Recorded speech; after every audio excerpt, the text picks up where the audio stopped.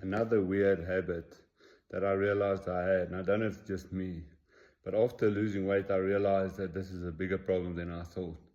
When I was overweight, I remember always, not being able to stand still, because if you stood still on a leg, your ankle would get sore, your hip would get sore.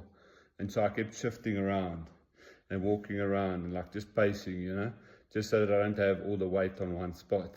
And now that I've lost the weight, now I noticed this when I was picking up my daughter. And I'm standing there with all the other parents waiting for the grade R's to come out, and I'm standing there and I see everyone standing still, and I'm trying to stand still. I'm like, don't move. Don't move, just stand still. You don't need to pace. But I had to start walking, doing a little pace there in a circle. I'm like, oh my word, this is a problem. How do I stop? I don't know if it's just me. I know some other people say that when they're overweight, they'd lean against everything. But for me, I just couldn't stand still. I don't know if it's just me, but I've got to find a way to just stand still.